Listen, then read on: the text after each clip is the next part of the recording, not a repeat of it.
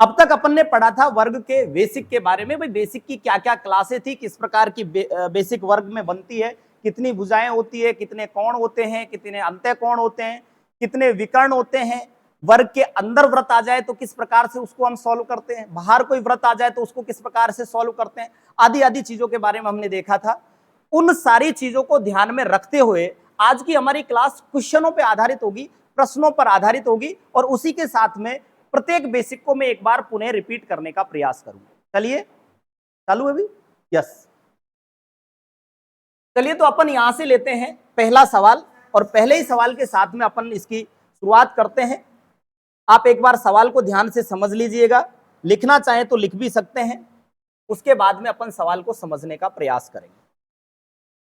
चलिए, सवाल दे रखा है बेटा,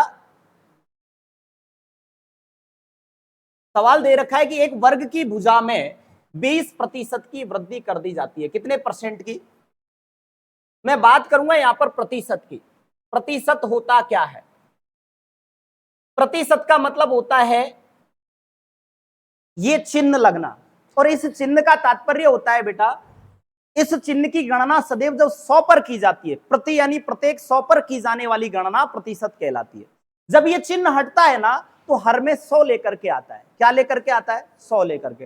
प्रतिशत का कंप्लीट सेंस होता है 100। जैसे मैंने लिखा है यहां पर 20%, 20%, और जब मैं प्रतिशत को हटाऊंगा तो ऐसी स्थिति में प्रतिशत यह कहता है कि जब मैं हटूंगा बेटा तो हर में क्या लेकर के आऊंगा? 100। अब ये चीज हमें यह कहती है कि टोटल हमारे पास 100 था, उसमें से हमने 20 का यूज किया। मैं कहूं एक विद्यार्थी ने 20% अंक प्राप्त किए तो हम कहेंगे पेपर 100 नंबर का था, उसमें से उसने कितने नंबर लाए? 20 नंबर। मैं कहूं कि एक विद्यार्थी के पास 20% पुस्तकें हैं तो आप क्या कहोगे? कुल 100 पुस्तकों में से उसके पास कितनी है? 20। ये हमेशा नीचे वाला होता है जो हमेशा कुल प्राप्तांक या कुल चीजें होती है उनको दर्शाता है, और ये प्राप्त की हुई चीजों को दर्शाता है। जैसे मैं कहूं क्रिकेट के एक मैच में एक खिलाड़ी ने 20% रन बनाए, इसका मतलब उस टीम ने 100 रन बनाए होंगे, तो उसमें से उस खिलाड़ी ने कितने रन बनाए थे बेटा? 20। इसको छोटा करने के लिए हम एक काम और कर सकते हैं, इसके बराबर ही एक संख्या आती है, 0 से 0 काट दें, 1/5। चाहे तो मैं यूं बोल दूं कि 100 में से 20 लड़के उपस्थित थे, चाहे मैं ये बोल दूं कि 5 में से 1 लड़का उपस्थित था, बात एक ही है, कोई अंतर नहीं। बात समझ में आ रही है? ये कह रहा है कि वर्ग की भुजा में 20% की वृद्धि कर दी जाए। ये हमारा कोई स्क्वायर था, इसकी पहले कोई भुजा थी, पता नहीं कितनी थी, लेकिन इसमें 20% की वृद्धि कर दी जाए तो आप इस परसेंट को उठाओगे तो मैंने लिखा है 20/100। आप ये कह सकते हैं कि पहले भुजा 100 होगी तो उसमें 20 और बढ़ाना है, तो नई भुजा कितनी हो जाएगी? 120। या फिर मैंने इसी का शॉर्ट एब्रिविएशन लिया है काट करके कि पहले भुजा कितनी थी, अब कितनी और बढ़ गई, अब कितनी हो गई? पहले भुजा मेरी 5 थी और एक और मुझे बढ़ानी है, अब मेरी भुजा कितनी हो गई बेटा? और आपको पता है वर्ग की सारी भुजाएं बराबर होती हैं, ये 5 तो ये भी 5, ये भी 5, ये भी 5। तो बताओ इनके नए क्षेत्रफल व पुराने क्षेत्रफल में जिस क्रम से आपसे पूछा गया है, पहले बताया कि नया क्षेत्रफल, तो नया तो ये है, तो ये 6 है, तो ये भी 6 है, ये भी 6 है, ये भी 6 है, नया क्षेत्रफल क्या हो जाएगा? 36 होगा या नहीं होगा? और पुराना क्षेत्रफल कितना रहेगा? 25। 5 गुणा 5 25 में क्या अनुपात है? तो आप कहोगे नया क्षेत्रफल है 36, तो पहले लिखेंगे 36, फिर लिखेंगे 25, आंसर आ जाएगा आपका 36:25। यदि यहां पर क्षेत्रफल की नहीं पूछ करके परिमाप की पूछता तो इसका परिमाप कितना होता? 5 5 5 5। इसका परिमाप कितना होता? इसका परिमाप कितना होता? 24। लेकिन अभी तो ये कट रहा है, अनुपात वह छोटी से छोटी संख्या है जिसमें किसी भी एक संख्या का भाग नहीं जाना चाहिए। अभी तो इसमें 4 का जा रहा है, तो 4 पंजे 20, 4 छिकी 24, इनका अनुपात तो वही रहता 5:6। बात समझ में आ गई? अंडरस्टूड है? लिख लिया? चलें आगे।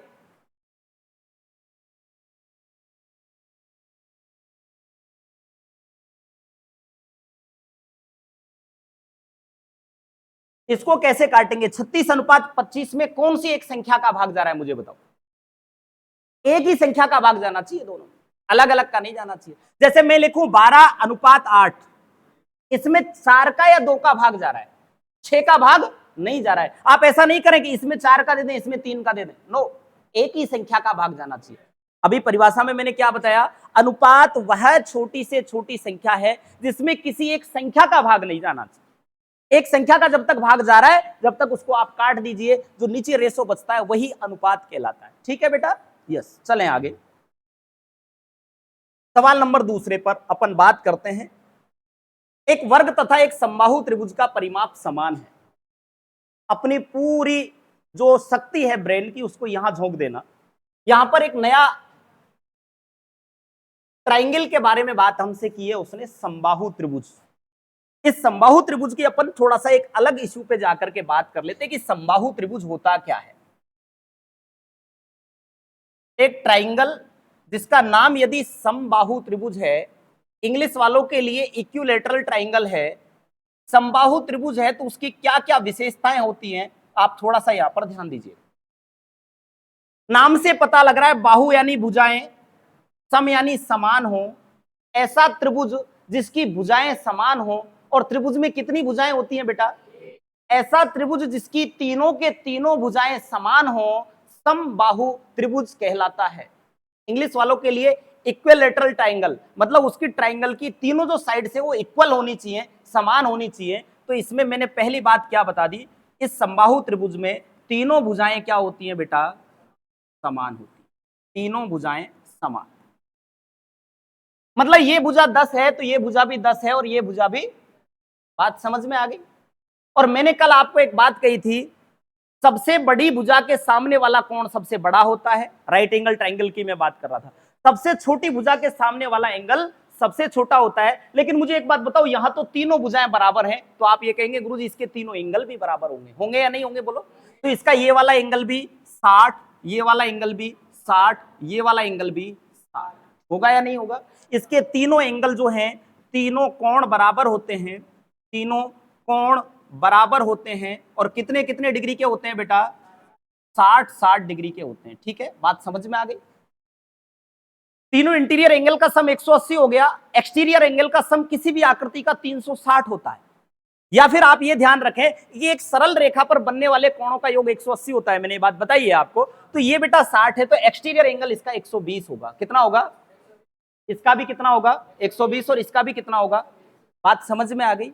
ये हमने दो बेसिक सी बात कर ली कि तीनों भुजाएं समान होती हैं और तीनों कोण समान होते हैं। यहां तक किसी को कोई दिक्कत है क्या। एक मैंने त्रिभुज के बारे में बेसिकली बात कर रखी है कि त्रिभुज का जो क्षेत्रफल होता है, त्रिभुज का क्षेत्रफल का एक फॉर्मूला मैंने आपको बता रखा है, वो होता है बेटा 1/2 इंटू आधार इंटू, वेरी नाइस, ऊंचाई। ठीक है, यदि मैं यहां से बात करूं,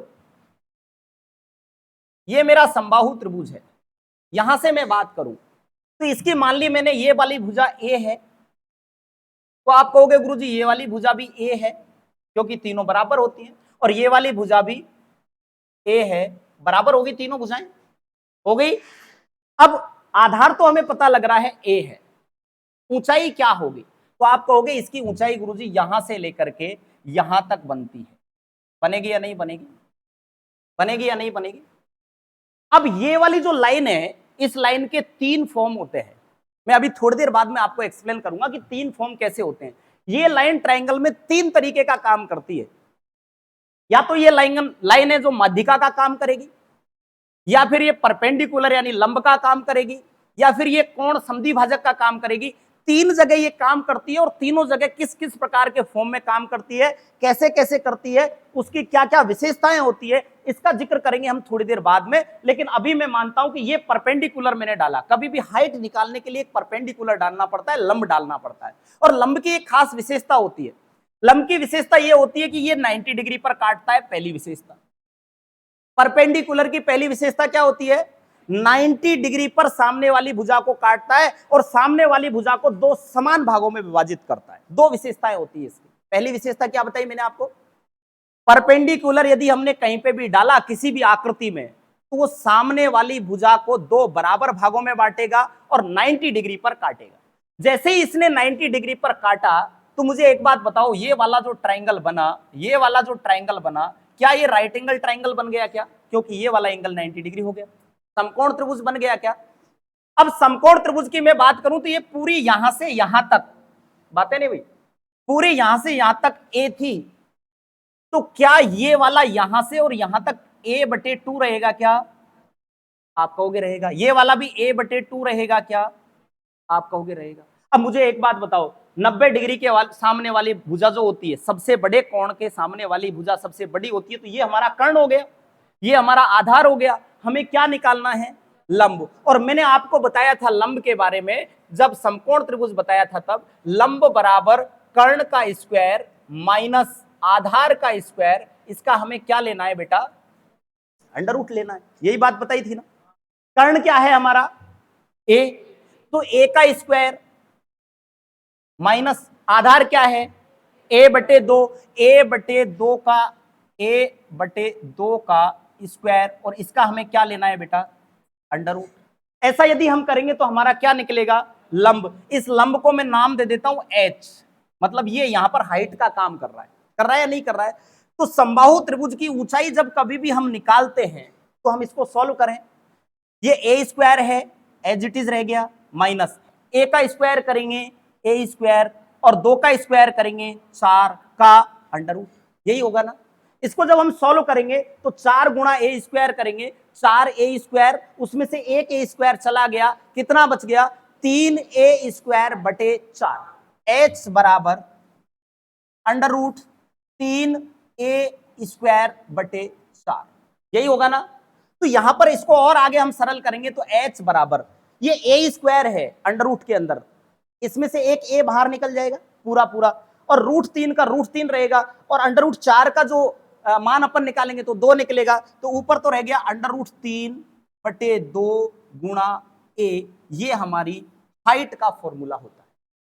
समबाहु त्रिभुज की ऊंचाई का फॉर्मूला जो बना है वो होता है √3 बटे 2 गुणा a, का मतलब है यहां पर भुजा। यहां पर मैंने आपको दोबारा बता देता हूं, समबाहु त्रिभुज की ऊंचाई या हाइट सदैव √3 बटे 2 गुणा भुजा होती है। बात समझ में आ गई? ये वाली बात जो है इसका पूरा सारांश था। तो गुरुजी इतनी रामायण आपने क्यों बताई? ये इसलिए बताई कि आप इन फ्यूचर फॉर्मूला निकालना भी सीख सकें। उम्मीद है बात समझ में आई होगी। थोड़ा सा आगे चलते हैं। चल यस,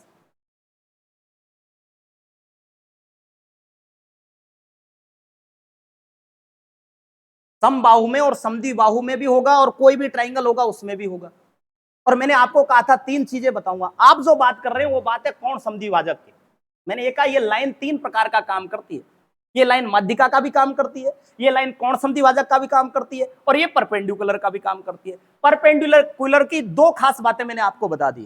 सामने वाली भुजा को 2 बराबर भागों में बांटेगा और 90 डिग्री पर काटेगा।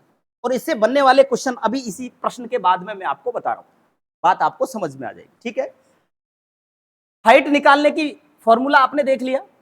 अब यदि मान लीजिए इसका हमें क्षेत्रफल निकालना होता तो क्षेत्रफल कैसे निकालते?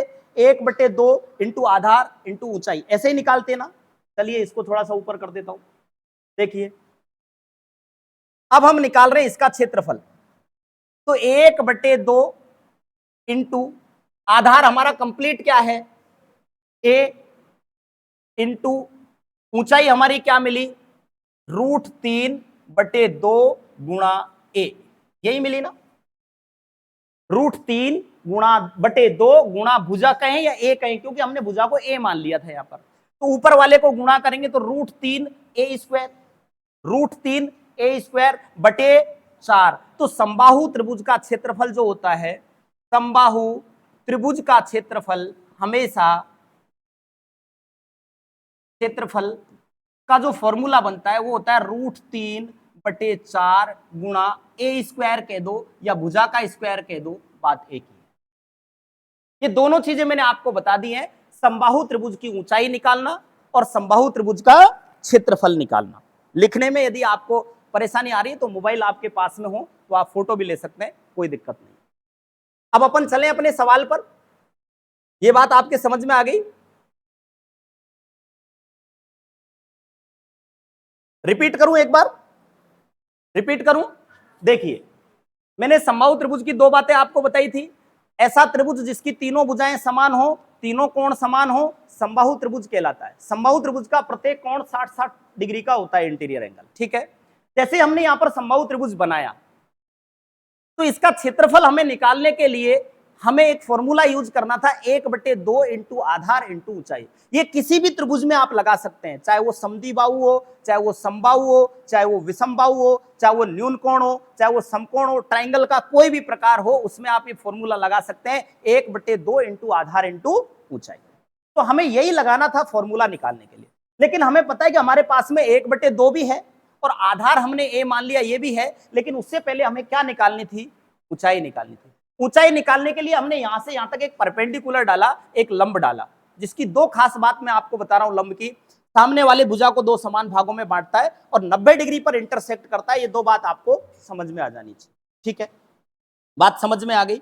उसके बाद में हम आगे चले कि भाई ये ए थी, तो ये वाला जो पोर्शन है a/2 रहेगा, ये वाला पोर्शन भी a/2 रहेगा, और इसको मैंने नाम दे दिया h का, हाइट का। तो अब हम इसकी हाइट निकालेंगे, तो राइट एंगल ट्राइंगल बन गया। राइट एंगल ट्राइंगल में ये वाला जो भाग है, ये वाला जो भाग है, ये परपेंडिकुलर है, लंब है, और ये हमें निकालना है। तो लंब निकालने के लिए कर्ण के स्क्वायर में से आधार का स्क्वायर घटाया जाता है। कर्ण हमारा a है, a के स्क्वायर में से a/2 का स्क्वायर हम घटाएंगे। जैसे हमने इसको सॉल्व किया तो हमारी ऊंचाई आ गई √3/2 गुणा a। अब हमारे पास में ऊंचाई भी है और आधार भी है। पूरे ट्राइंगल का एरिया हमें निकालना है, तो 1/2 इंटू आधार हमारा a इंटू ऊंचाई √3/2 गुणा a। तो यहां से हमारे समबाहु त्रिभुज का क्षेत्रफल निकला √3/4 गुणा a स्क्वायर बोले या भुजा का स्क्वायर बोले। चलिए अब अपने सवाल पर हम चलते हैं। यहां पर जैसे ही समबाहु त्रिभुज आया, इसका जो क्षेत्रफल की हम बात कर रहे थे, इसका क्षेत्रफल होगा √3/4 गुणा a स्क्वायर। बात समझ में आ गई। ये हमारा समबाहु त्रिभुज है। इसके यदि प्रत्येक भुजा हमारी a है, a और a, तो हमारा परिमाप क्या होगा बेटा?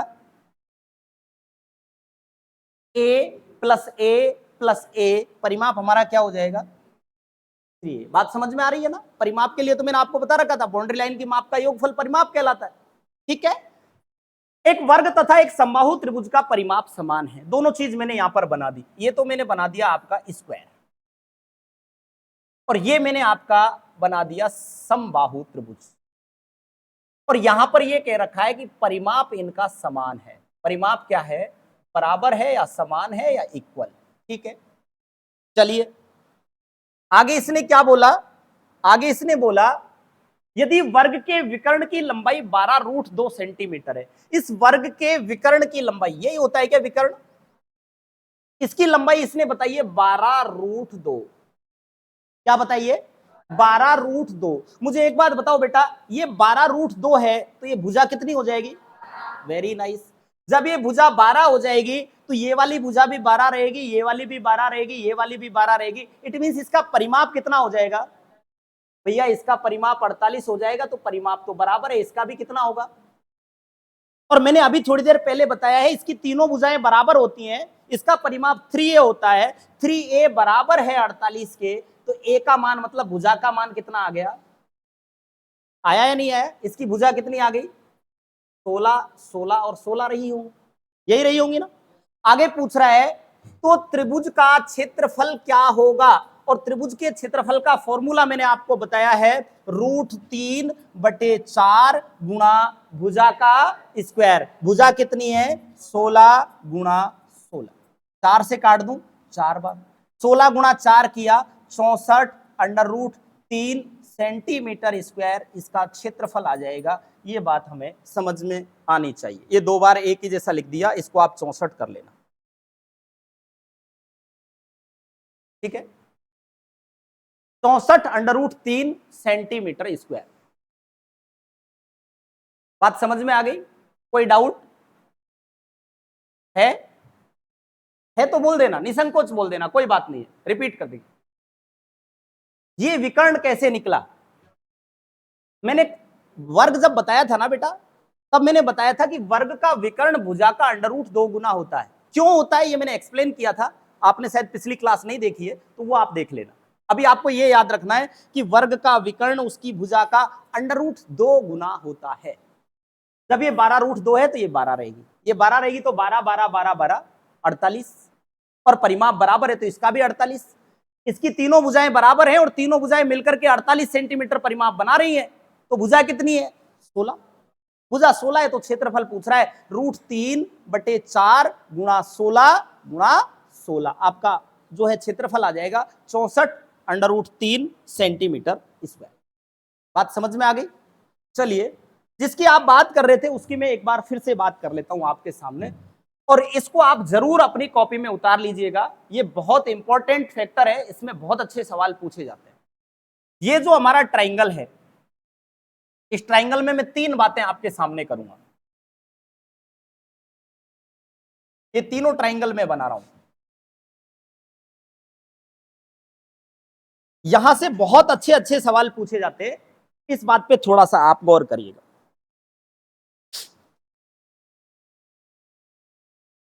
ये जो लाइन है ना, जो शीर्ष से निकल करके सामने वाली भुजा पर गिरती है, ये जो लाइन जिसकी मैं बात कर रहा हूं, जो शीर्ष से निकल करके सामने वाली भुजा पर गिरती है, ये 3 फॉर्म में काम आती है। पहली फॉर्म को मैं मान लेता हूं कि ये माध्यिका है, और माध्यिका कब होगी ये बात आपको यहां पर समझनी है। एक यही काम कोण समद्विभाजक भी करता है, इसी लाइन को कोण समद्विभाजक भी कहा जा सकता है, एंगल बाइसेक्टर जिसका नाम होता है, और इसी को भुजा लंब समद्विभाजक भी कहा जा सकता है, जिसको हम परपेंडिकुलर कहते हैं, साइड एंगल परपेंडिकुलर, भुजा लंब समद्विभाजक, भुजा लंब समद्विभाजक।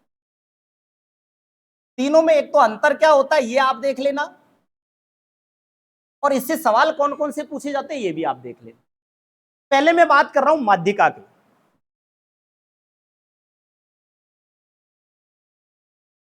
देखिए, माध्यिका जो होगी ना, वो हमेशा शीर्ष से निकलेगी। शीर्ष का मतलब होता है कोना, कहीं से भी निकल सकती है, इस शीर्ष से भी निकल सकती है, इस शीर्ष से भी निकल सकती है, इस शीर्ष से भी निकल सकती है, और सामने वाली भुजा पर जाकर मिलती है।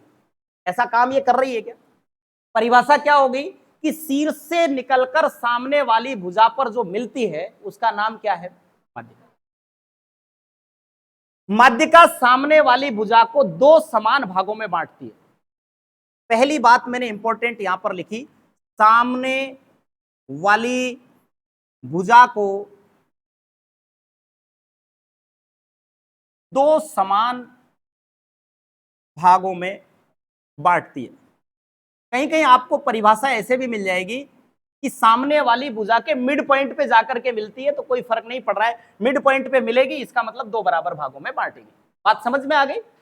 सामने वाली भुजा को 2 समान भागों में बांटती है, इसका मतलब ये मिड पॉइंट पे जाकर के मिलती है। और यदि ऐसा होता है तो इसकी दूसरी इंपॉर्टेंट खासियत ये होती है कि ये त्रिभुज के क्षेत्रफल को 2 बराबर भागों में बांटती है। त्रिभुज के क्षेत्रफल को 2 बराबर भागों में बांटती है। एक बात इसकी ये भी है, 2 बराबर भागों में बांटती है, भागों में बांटती है। कई बार ऐसा सवाल पूछा जाता है, बेटा ये यहां से निकाली, जैसे मान लीजिए इस ट्राइंगल का मैंने नाम दे दिया ABC और इसका मैंने दे दिया O। सवाल आपको दिया कि ABC एक ट्राइंगल है जिस पर एक माध्यिका BO डाल दी गई है, बिंदु O से पुनः एक माध्यिका ON डाल दी गई है। तो बताओ, यदि पूरे त्रिभुज का क्षेत्रफल 40 सेंटीमीटर स्क्वायर हो तो बताओ NOC का क्षेत्रफल क्या होगा? ऐसा सवाल आपसे पूछ लिया जाता है। मैं आपको क्या बता रहा हूं, मैं आपको यहां बता रहा हूं, सामने वाली भुजा को 2 बराबर भागों में बांटती है, और इस पे आप इंपॉर्टेंट लगा लेना, त्रिभुज के क्षेत्रफल को 2 बराबर भागों में बांटती है। कहने का मतलब जब ये यहां से यहां पहली माध्यिका थी ये वाली, और पूरे ट्राइंगल का क्षेत्रफल 40 था, तो क्या इधर वाले का 20 और इधर वाले का 20 होगा क्या? फिर दोबारा से हमने एक माध्यिका यहां से डाली, इस O से डाली थी, और ये C पर डाली। क्या इस ट्राइंगल में, इस ट्राइंगल की जब मैं बात करूं तो इसमें ये दूसरी माध्यिका थी क्या? जब इस पूरे ट्राइंगल का क्षेत्रफल 20 था तो इसको पुनः आधे आधे भागों में बांट देगी। इसका मतलब ये कितना हो गया और ये भी कितना हो गया। दोबारा से यदि मैं डालना चाहूं तो इससे दोबारा यहां पर डाल सकता हूं, तो इनका जो क्षेत्रफल होगा इसका और इसका वापस से कितना हो जाएगा बेटा, 5-5 हो जाएगा। ये बहुत इंपॉर्टेंट बात है, कई बार इससे सवाल पूछ लिया गया। माध्यिका त्रिभुज के क्षेत्रफल को 2 बराबर भागों में बांटती है। बात समझ में आ गई। चलिए थोड़ा सा आगे चलते हैं। ये देखिए एक बिंदु की और मैं बात करता हूं आगे आपसे। ये हमारा एक ट्राइंगल है और मैंने कहा ट्राइंगल में यदि मैं बात करूं माध्यिका की, किसकी बात करूं बेटा, माध्यिका की बात करूं तो माध्यिका यहां से निकलती है। ये सामने वाली भुजा को 2 बराबर भागों में बांट दिया या मिड पॉइंट पे इंटरसेक्ट कर दिया। यदि यहां से निकालूंगा, शीर्ष से निकल करके चलती है तो यहां से निकालूंगा, यहां मिड पॉइंट पे इंटरसेक्ट करेगी। यहां से निकाला तो यहां पर इंटरसेक्ट करेगी, करेगी या नहीं करेगी। यहां पर जो ये मध्य बिंदु बनता है, तीनों माध्यिकाओं को मिलने का स्थान जो होता है उसको केंद्रक या गुरुत्व केंद्र के नाम से जाना जाता है, सेंटर या ग्रेविटी पॉइंट के नाम से जाना जाता है। तकरीबन 20 बार ये सवाल एज इट इज पूछ लिया। तीनों माध्यिकाएं त्रिभुज के मध्य में जिस स्थान पर मिलती हैं उस स्थान का नाम क्या होता है, तो उस स्थान का नाम होता है बेटा केंद्रक या गुरुत्व केंद्र। इंग्लिश मीडियम वाले ध्यान रखें, ग्रेविटी पॉइंट कह दें या सेंटर कह दें, ठीक है। बात समझ में आ गई। त्रिभुज की तीनों माध्यिकाएं जहां पर मिलती हैं उस स्थान का नाम क्या है, केंद्रक या गुरुत्व केंद्र होता है। और बात बता दूं 2 इसके बारे में। ये जो मिड पॉइंट है, इस मिड पॉइंट से नीचे वाला भाग और ऊपर वाले भाग का जो अनुपात है, यदि वो माध्यिका है तो माध्यिका के मध्य बिंदु से या केंद्रक से इनका जो अनुपात होता है हाइट का, वो 2:1 का अनुपात होता है। मतलब ऊपर 2 रेशो में रहेगी और नीचे 1 रेशो में रहेगी। ये बात भी कई बार पूछ ली गई है, ठीक है। कई बार क्या करेगा वो आपसे, ये ट्राइंगल दे दिया, क्षेत्रफल की जब मैं बात करूंगा, और इस ट्राइंगल में दे दिया कि ये ट्राइंगल है और ट्राइंगल की तीनों माध्यिकाएं क्रम से 10 सेंटीमीटर, 12 सेंटीमीटर और 8 सेंटीमीटर हैं। माध्यिकाओं की बात की है तो बताओ त्रिभुज का क्षेत्रफल क्या है। जब तीनों माध्यिकाएं देकर के त्रिभुज का क्षेत्रफल पूछा जाए तो क्षेत्रफल सदैव, जब तीनों माध्यिकाएं देकर के त्रिभुज का क्षेत्रफल पूछा जाए तो क्षेत्रफल सदैव 4/3 गुणा S minus M1 S minus M2 S minus M3 होता है। ये बात भी आपको समझ में आ जानी चाहिए। एस का मतलब होता है सेमी पैरामीटर, तीनों के योग का आधा, 10 और 12 22 और 8 30, 30 का आधा 15। तो हम इसको कैसे सोल्व करेंगे, 4/3 गुणा एस का मान 15, एस माइनस M1, एस में से पहली 10 घटा दो, 15 में से 10 गया 5 गुणा 15 में से 12 गया 3 गुणा 15 में से 8 गया 7। इसको सॉल्व करना होता है। बात आ गई समझ में। ये 4-5 बिंदु इसके अंदर इंपॉर्टेंट बनते थे जो मैंने यहां पर माध्यिका में बता दिया। बात समझ में आ गई। चले नंबर 2 पर।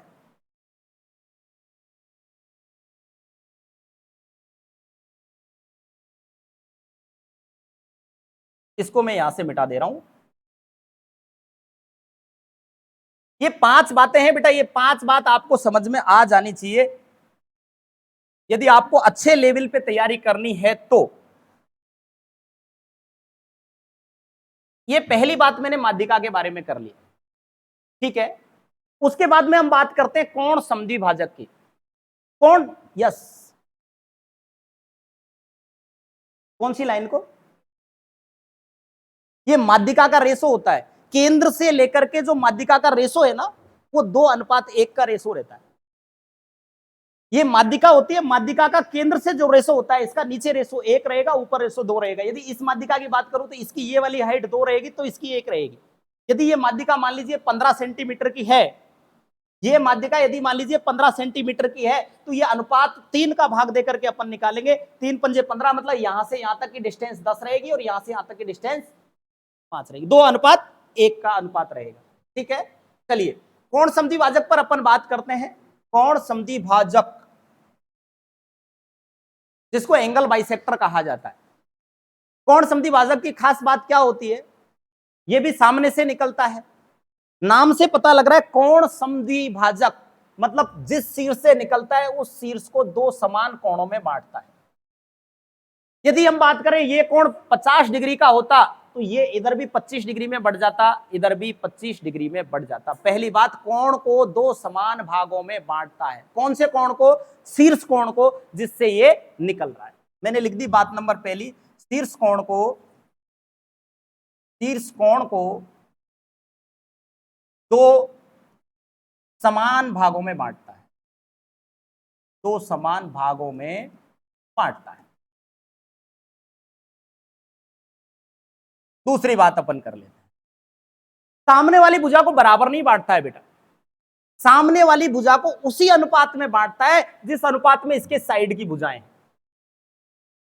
जैसे मान लीजिए ये वाली भुजा मेरी 6 होती और ये वाली भुजा मेरी 8 होती, तो इनका जो रेशो है वो 3:4 होता ना, होता या नहीं होता?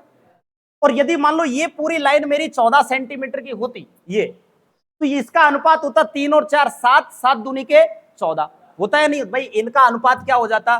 3:4, होता या नहीं होता? और ये वाली लाइन मेरी यदि मान लीजिए 14 सेंटीमीटर की है, तो इसको अब अपन को बांटना है 3 और 4 7 बराबर 14 के, तो एक का मान 2, इसका मतलब ये 8 और ये 6, यहां से यहां तक की दूरी 6, यहां से यहां तक की दूरी 8। कहने का तात्पर्य आप समझना, ये यूं कहना चाह रहा है कि कोण समद्विभाजक जो होता है वो सामने वाली रेखा को दो बराबर भागों में नहीं बांटकर उस रेशो में बांटता है जिस रेशो में साइड की भुजाएं हैं। ये बात मैं आपसे कहना चाह रहा हूं। क्या बोला मैंने? मैंने बोला बेटा, कोण समद्विभाजक सामने वाली भुजा को उसी अनुपात में बांटता है, उसी अनुपात में बांटता है जिस अनुपात में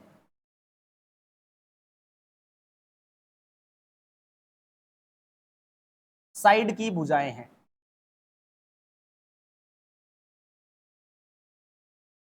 बात समझ में आ गई? अब ये एक्सेप्शन कहां हो जाएगा?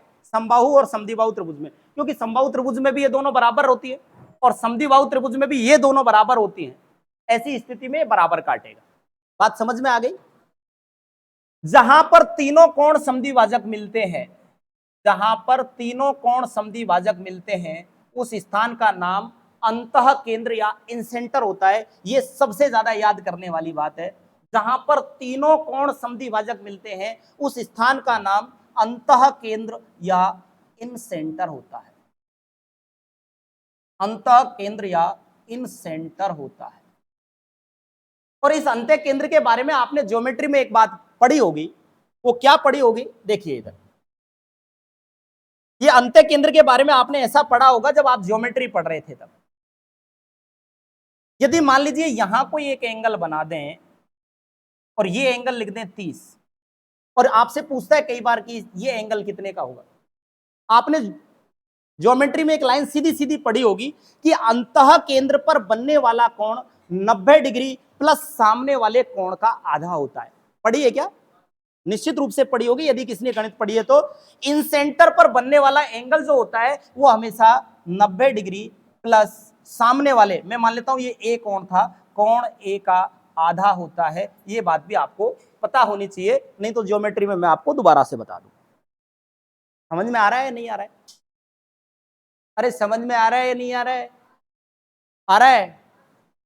आ तो रहा है गुरुजी, पर लेवल थोड़ा ज्यादा ही लग रहा है गुरुजी, है? देखिए, जब तक आप लेवल की पहुंच में नहीं जाओगे, अप्रोच पे नहीं पहुंचोगे, तब तक आपने सपना बना रखा है कि वर्ल्ड कप जीतना है। वर्ल्ड कप जीतने के लिए कभी भी दीपेश्वर तालाब पे रनिंग करके वर्ल्ड कप नहीं जीत सकते आप। वर्ल्ड कप जीतने के लिए आपको एकेडमी में भी जाना पड़ेगा। आपने कभी सोचा है क्या? मैं कई बार सोचता हूं, आपका बेस्ट प्लेयर कोई भी है, चाहे वो महेंद्र सिंह धोनी है या विराट कोहली है, हाँ विराट कोहली है मान लेता हूं, महिलाओं की बेस्ट एक्ट्रेस अनुष्का शर्मा भी हो सकती है, या कैटरीना कैफ, 0 फिगर वाली जो भी है, एनी हाउ, उनको आपने कभी देखा है क्या? मैं कई बार सोचता हूं कि विराट कोहली इतना फिट है, इतने बढ़िया शॉट खेलता है, उसके बाद में भी मैच से पहले प्रैक्टिस करने क्यों उतरता है? और चलो प्रैक्टिस करने उतरे वो बात तो ठीक है, उसका एक बूढ़ा सा कोच रहता है, वो उसको देखता रहता है और कुछ बताता है, उसको वो बात माननी भी पड़ती है। ऐसा क्यों भैया? यार विराट कोहली तो इतना अच्छा क्रिकेटर है, जब चाहे चौका लगा दे, जब चाहे छक्का लगा दे, 15 दिन प्रैक्टिस नहीं करे तो भी काम चल जाए, लेकिन क्यों तो रोज प्रैक्टिस करनी पड़ती है? और क्यों कोच का मार्गदर्शन लेना पड़ता है? जबकि कोच कभी क्रिकेट में आकर के एक चौका नहीं लगा सकता मैदान में, इतना मोटा रहता है, बूढ़ा भी रहता है। कभी खेलते देखा है क्या आपने कोच को? नहीं देखा होगा ना। तो आप ये चीज महसूस करना, यदि आपको एक्सपर्ट बनना है तो रोज मेहनत करनी पड़ेगी, पहली बात। और दूसरी बात, आपको जो आपका कोच निर्देश दे रहा है, वो निर्देश आपके लिए कठिन तो होंगे, लेकिन उन निर्देशों को आपको स्वीकार करना पड़ेगा। जब तक आप वो निर्देश स्वीकार नहीं करेंगे, आप अच्छे प्लेयर नहीं बन सकते। वही सिद्धांत यहां लागू होता है। तो ये चीज आपको देखने में ऐसी लग रही होंगी, यार बड़े अजूबे हो रहे हैं यार, क्या क्या पढ़ने को मिल रहा है, लेकिन ये सारी चीजें आपने एक्सेप्ट कर ली तो निश्चित रूप से आप किसी भी प्रश्न को नहीं छोड़ोगे, ये मेरी गारंटी है। और बोला गुरुजी हमारे भेजे में एंट्री नहीं करें तो? ऐसा ही होता है गुरुजी, हमारे दिमाग में ये बातें क्या है, एंट्री नहीं करती।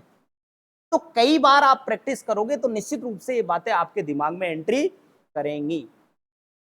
जब मैं 10th क्लास में पढ़ता था तो मुझे भी ये चीजें पता नहीं थी, फिर प्रैक्टिस की, कई सारे विद्यार्थियों को पढ़ाया, परीक्षा के पैटर्न्स देखे, तब पता लगा कि ये चीजें पढ़ाना परम आवश्यक है। यही चीजें आजकल एग्जाम में आ रही है। बात आ रही है समझ में? समझ में नहीं आ रही है तो भी समझना पड़ेगा। वही चीज आ गई ना कि नौकरी लगनी है तो पढ़ना पड़ेगा, पढ़ने में विधा नहीं आ रही है तो कोचिंग जाना पड़ेगा। अब कोचिंग में भी आपको जो टेक्निक्स पढ़ाई जा रही हैं वो तो आपको सीखनी पड़ेगी। आप सोचें कि अच्छा क्रिकेटर बनूं और उसके बाद मेरे को तो 5 तो रोटी दे दें और बढ़िया सा खाने का सलाद वलाद और सब्जियां दे दें और खा के सो जाऊं, प्रैक्टिस से क्या है? कोच से कह दे कि खड़ा खड़ा बोलता रहे कैसे चौका लगाना है, ऊपर से बॉल आएगी, ऊपर से घुमा के मार देना, एक चौका चला जाएगा, तो ऐसे काम थोड़ी चलता है भैया। प्रैक्टिस आपको मैदान पे करनी पड़ेगी। वही चीज यहां पर, यहां तक की बात समझ में आ गई? नहीं, हाँ जी, एक बार और क्या बताए देखिए इसमें, ये कोण संधिभाजक होता है। कोण संधिभाजक शीर्ष कोण को 2 समान भागों में बांटता है। शीर्ष कोण को, नॉट भुजा को, कोण को 2 समान भागों में बांटता है। भुजा को उसी अनुपात में बांटता है जिस अनुपात में साइड की भुजाएं हैं। उसके बाद में मैंने कहा है अंत्य केंद्र जो होता है, तीनों जो मिलती हैं इसके कोण संधिभाजक, जहां पर मिलते हैं उसको अंतः केंद्र कहा जाता है। और अंतः केंद्र पर बनने वाला कोण 90 डिग्री प्लस सामने वाले कोण का आधा होता है। ये 4 बात आपको याद करनी है, रट के करो या समझ के करो। चलिए, यस,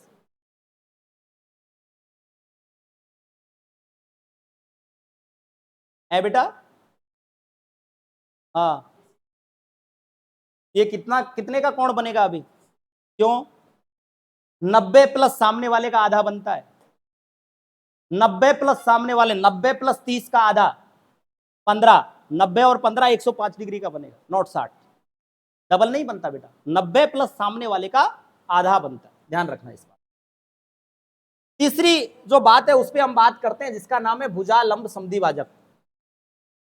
ये भुजालंब संधिभाजक जो होता है ना, ये सामने वाली भुजा को, मैंने अभी थोड़ी देर पहले जब प्रश्न चालू किया था तब बताया था, सामने वाली भुजा को 2 बराबर भागों में भी बांटता है और 90 डिग्री पर भी काटता है। 2 बातें इसकी खास है, कोण को बाइसेक्ट नहीं करता है, सामने वाली भुजा को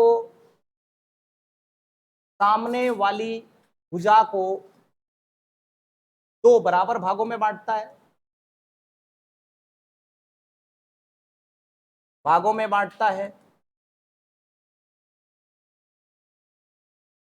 और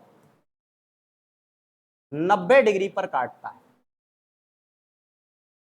ये इसकी खास पहचान होती है। अब इस लाइन की आपको पहचान समझ में आ जानी चाहिए, ठीक है? और ये तीनों जहां पर मिलेंगे,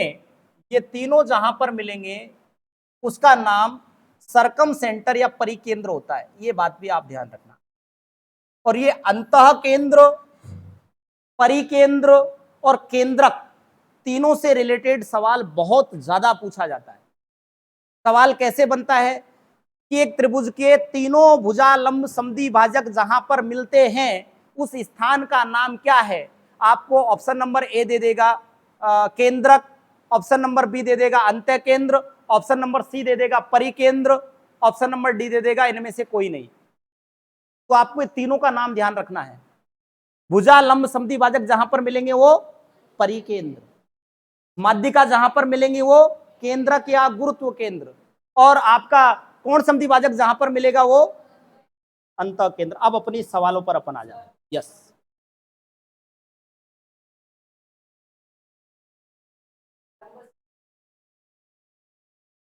किसी भी ट्राइंगल में है बेटा 90 डिग्री पे होता है। मान लीजिए ये अपना एक ट्राइंगल है, इसमें हम परपेंडिकुलर यहां से डाल रहे हैं। अब त्रिभुज कोई सा भी हो, ये जो भुजा होगी ना इसको इक्वल पार्ट में डिवाइड करेगा वो। जैसे ये 10 है तो ये 5-5 में डिवाइड करेगा। कितनी भी हो, ये 8 हो, 7 हो, 15 हो, 20 हो। सवालों पे मैं आपको और आगे बता दूंगा किस प्रकार इसको फॉलो करना है ट्राइंगल में। बात समझ में नहीं आई? नहीं आई? क्यों? समद्विबाहु में भी बांटेगा। क्यों? अरे हाइट निकलेगी उससे ही। समद्विबाहु त्रिभुज का फॉर्मूला निकालना आप। जब किसी भी त्रिभुज की हाइट निकालने का फॉर्मूला अपन ज्ञात करेंगे तो अपन को यही लंब डालना पड़ेगा, और जहां पर लंब डालेंगे वहां पर ये दो चीजें आप याद रखना। मैंने आपको समबाहु त्रिभुज का फॉर्मूला निकालना बताया, आप समद्विबाहु त्रिभुज का निकालना, तब आपको पता चल जाएगा कि ये बराबर इंटरसेक्ट करता है या नहीं करता। और नहीं भी समझ में आए तो फिर मेरे से पूछ ले। ठीक है, अब अपन चलते हैं सीधे सवाल पर। एक वर्गाकार मैदान की भुजा 20 मीटर है। ये एक वर्गाकार मैदान है, इसकी भुजा कितनी बता रखी है बेटा? 20 मीटर है। वर्गाकार मैदान के अंदर सटा 2 मीटर चौड़ा रास्ता है। वर्गाकार मैदान के अंदर सटा हुआ, पेन चेंज कर लेता हूं, ये सटा हुआ 2 मीटर चौड़ा रास्ता है। ये जो रास्ता चल रहा है ना ये 2 मीटर चौड़ा है। अब मुझे एक बात बताओ, क्या यहां से यहां तक इसकी जो लेंथ है वो 2 मीटर है क्या? और यहां से यहां भी 2 मीटर है क्या? ऐसे ही यहां से यहां तक 2 मीटर है क्या? यहां से यहां तक भी 2 मीटर है क्या? यहां से यहां तक भी 2 मीटर है क्या? यहां हर जगह अपन देखेंगे तो 2 मीटर चौड़ा है, इसका मतलब 2-2 मीटर है।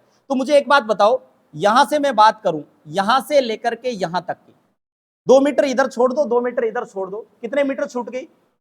4। इसका मतलब ये अंदर वाली जो साइड है यहां से यहां तक की, ये कितनी है? तो ये भी 16, ये भी 16, ये भी 16, वर्गाकार है। चलिए, चारों ओर से बना रास्ता है, तो रास्ते का क्षेत्रफल क्या होगा? अब देखिए, बड़े वर्ग का क्षेत्रफल यदि है और छोटे वर्ग का क्षेत्रफल यदि है, तो बड़े वर्ग के क्षेत्रफल में से छोटे वर्ग का क्षेत्रफल घटा दूं तो क्या रास्ते का क्षेत्रफल आ जाएगा क्या? 20 गुणा 20 कितना होता है?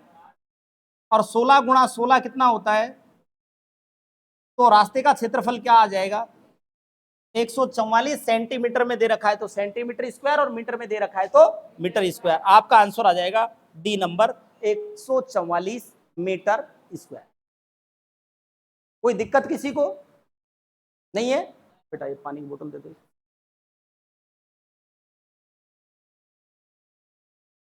चलें आगे।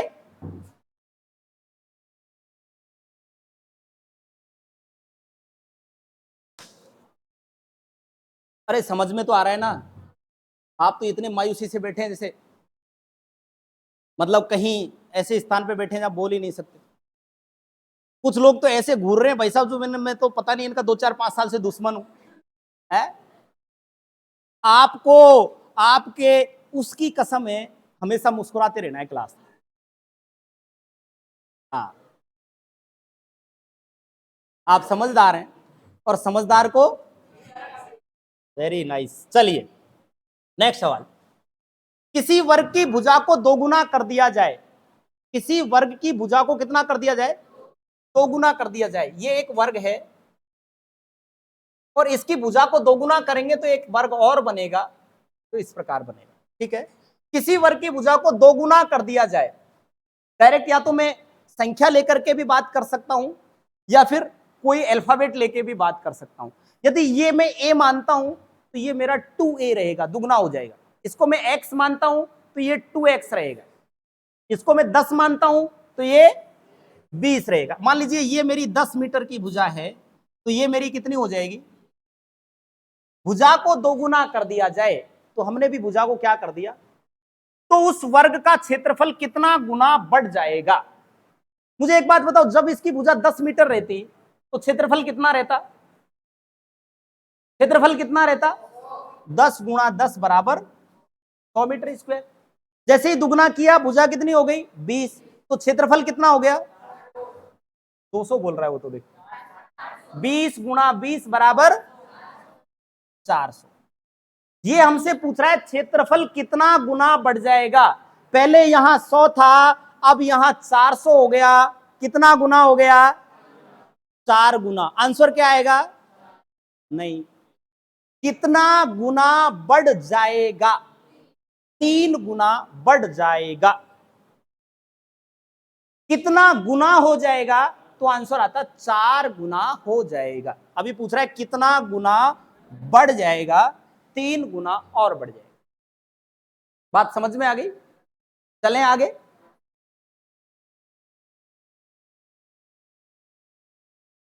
है बेटा? वर्ग में नहीं, किसी में भी होगा। आगे अपन और आकृतियां पढ़ेंगे, उसमें भी बढ़ाएंगे घटाएंगे। एक तार 28 सेमी त्रिज्या वाले वृत्त के रूप में है। एक तार है जिसको ऐसे सर्कल के रूप में लगा रखा है और इसकी त्रिज्या कितनी है बेटा?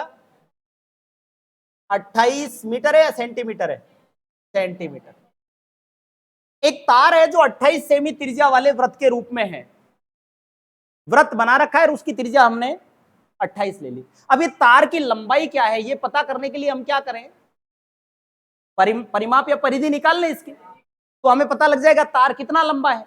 और वृत्त की परिधि क्या होती है? 2πr। तो 2 गुणा 22/7 गुणा r कितना है? 7 चौके 4 दूनी के 8 दूनी के 16 का 6 हासिल 1, 8 दूनी के 16 और 1 176 सेमी का परिमाप है या नहीं है इसका। आगे कह रहा है कि यदि इसे एक वर्ग के रूप में मोड़ दिया जाए, किसे? इस तार को, तो ये तार कितना लंबा है हमें पता लग गया, 176। इसको मैं जैसे 176 वाला है इसको मैं ऐसे मोड़ रहा हूं, एक वर्ग के रूप में मुड़ गया। जैसे वर्ग के रूप में मुड़ेगा तो परिमाप तो उतना का उतना ही रहेगा बेटा, क्योंकि यही तार था, इसी को उठा के मोड़ा है तो परिमाप तो इसके बराबर ही होना है या नहीं होना है। और परिमाप यदि मान लीजिए इसकी मैं एक भुजा ए मान लेता हूं तो ए इसका परिमाप कितना होता? 4a बराबर है 176 के, तो a का मान, भुजा का मान कितना आ जाएगा? 4 चौके 16, 1 बच गया, 4 चौके 16। इसकी भुजा की माप कितनी आ जाएगी? 44 सेंटीमीटर। तो आगे पूछ रहा है इसकी भुजा क्या होगी, तो इसकी भुजा होगी बेटा 44 सेंटीमीटर। ये पूछता है इसका क्षेत्रफल क्या होगा, तो 44 गुणा 44 सेंटीमीटर स्क्वायर गुणा करके बता देते भैया इतना होगा। बात समझ में आ गई? आई या नहीं आई? यस या नो? आगे बढ़े। ये देखो क्या नाम है, ऐसे हाथ लगा के बोला पता नहीं प्राणी कहां से आया है? कई बार तो सवाल समझ में नहीं आता है तो लोग इतनी बुरे तरीके से घूरते हैं जैसे मैं कहीं अफगानिस्तान या ब्राजील से आया हूं। भैया आप थोड़ा कह दो मेरे को कि गुरुजी रुक जाओ या रिपीट कर दो, पर आपने तो कसम खा रखी है बोलूंगा नहीं। गर्दन कट जाए पर बोलूंगा। बोलना तो मेरे सिद्धांत में। बोले गुरुजी अच्छे अच्छे से नहीं बोलता हूं मैं, तो आप क्या हो? है? आप और मुझे और बुलवा दो, अरे सवाल ही खड़ा नहीं होता है। हंसूंगा भी नहीं। और ज्यादा मेरी तरफ घूर के इशारा किया, मेरा नाम लिया ना, मोटरसाइकिल की हवा निकाल दूंगा नीचे है। कल एक विद्यार्थी ने फोन किया, नाम नहीं लूंगा मैं उसका, जो भी है समझ रहा है। बोला गुरुजी आप सवाल जब लिखते हो तो उसमें एक ही नाम लिखते हो ज्यादा, राधा राधा राधा, क्या कारण है? मैंने कहा भाई तेरे को इस बात से क्या एलर्जी है? बोला गुरुजी पूजा लिख दिया करो। मैंने कहा क्यों? बोला मुझे खुशी मिलती है। ऐसे भी लोग, तो खुशी मिलने का कोई एक निश्चित डेकोरम नहीं होता है। आप हंसते रहोगे जितना ज्यादा गणित समझ में आएगी, और जब आप गुस्से में आ गए तो गणित समझ में। चलिए नेक्स्ट सवाल ले लेते हैं। किसी वर्ग के विकर्ण का मान 6√3 सेंटीमीटर है। अभी उस भैया ने सवाल किया, बहुत अच्छा किया था, कि रूट 2 गुना ही क्यों होता है। मैंने ये बात आपको समझाई थी, एक बार री एक्सप्लेन करता हूं मैं। बेटा देखना इधर, जो भी मेरे से पूछ रहा था कि रूट 2 गुना ही क्यों होता है, वो थोड़ा सा ध्यान दीजिएगा। आप, मैंने कहा एक तरफ मैं लिखता हूं भुजा और एक तरफ मैं लिखता हूं विकर्ण। समझना बात को ध्यान। मैं ये कह रहा था कि ये भुजा मेरी 10 है, तो वर्ग की चारों भुजाएं बराबर रहती है, 10 10 10 10 होगी। अब मुझे मान लीजिए ये विकर्ण निकालना है। क्या निकालना है? जैसे ही मुझे विकर्ण निकालना है, मैं यहां से यहां तक इस चीज को भूल गया, मेरे को यही याद रह गया, ये केवल आधा वर्ग। आधा वर्ग का ये वाला, वर्ग का प्रत्येक कोण 90 डिग्री का होता है ना बेटा, होता है या नहीं होता है? और 90 डिग्री के सामने वाली भुजा कर्ण होती, सबसे बड़ी होती है। ये 10 और ये 10। अब मुझे क्या निकालना है? कर्ण। और कर्ण निकालने के लिए हमारा फॉर्मूला है आधार का स्क्वायर प्लस लंब के स्क्वायर का अंडर रूट। तो 10 का स्क्वायर प्लस 10 का स्क्वायर, 100 प्लस 100 का अंडर रूट, यही करेंगे ना अपन। 100 प्लस 100 का अंडर रूट,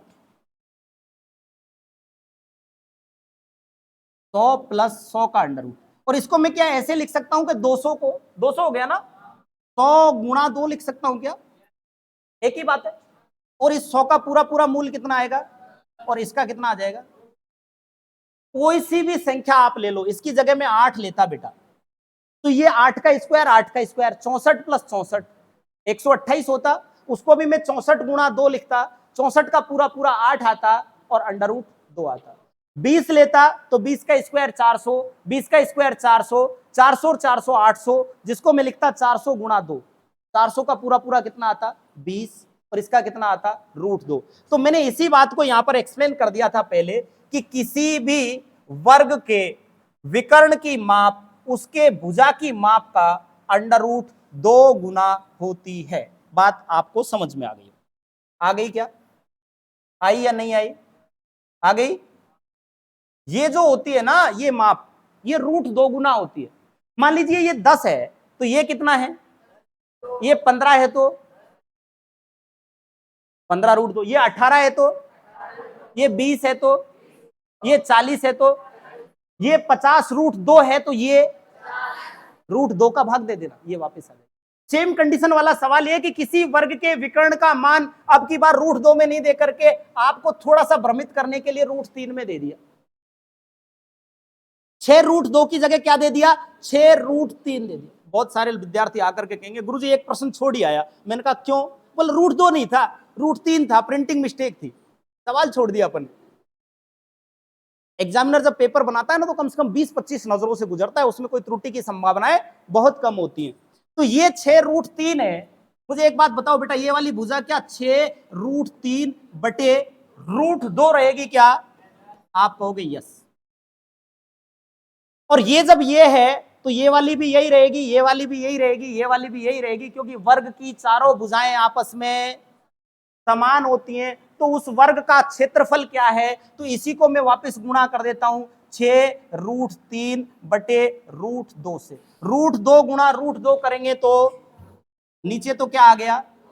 6 गुणा 6 करूंगा तो रूट 3 गुणा रूट 3 करूंगा तो 3, 2 से काट दिया, 18 बार 18 3 54 सेंटीमीटर स्क्वायर, ये हमारा आंसर आ जाएगा। आ गई बात समझ में? कोई डाउट? चले आगे।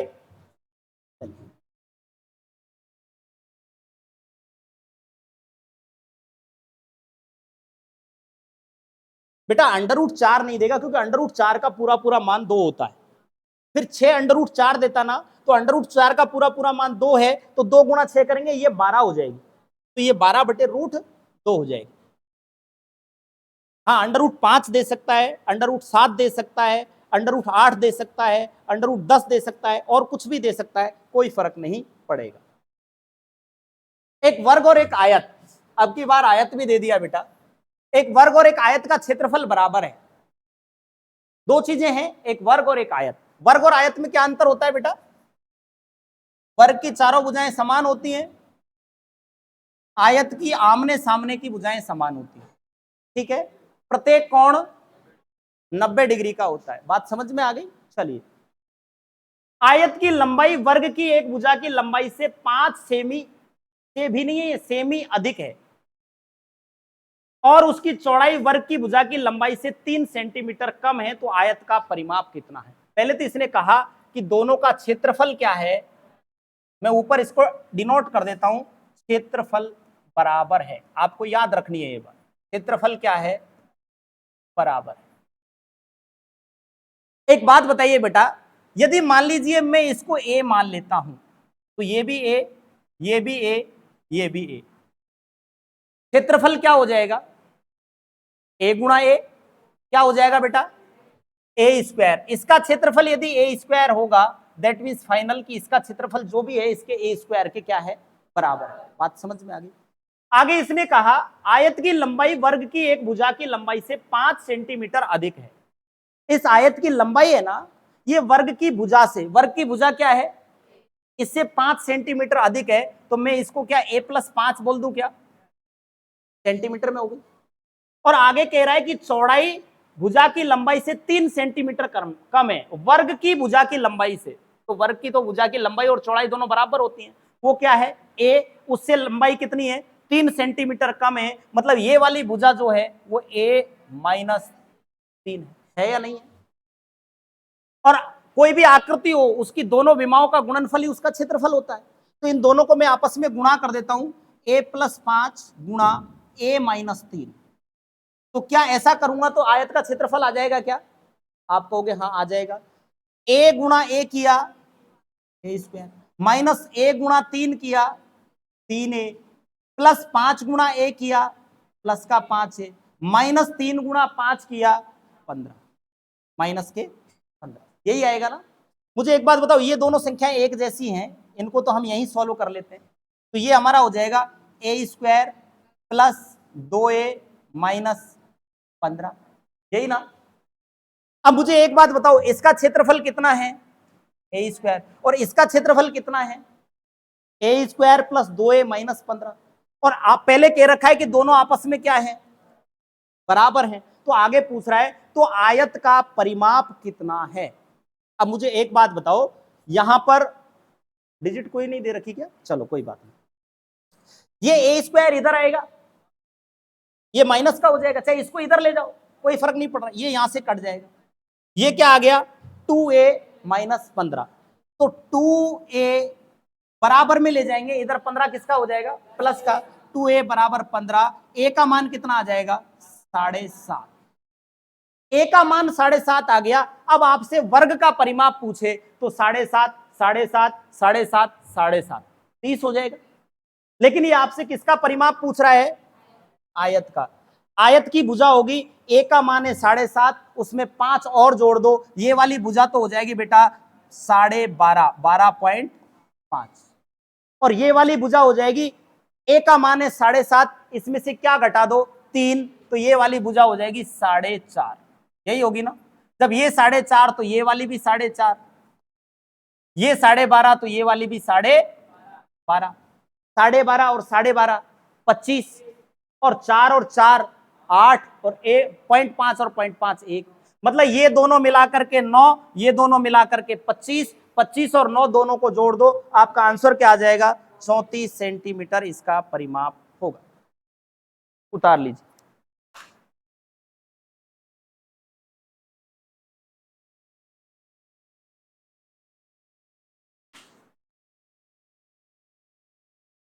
चलूं आगे?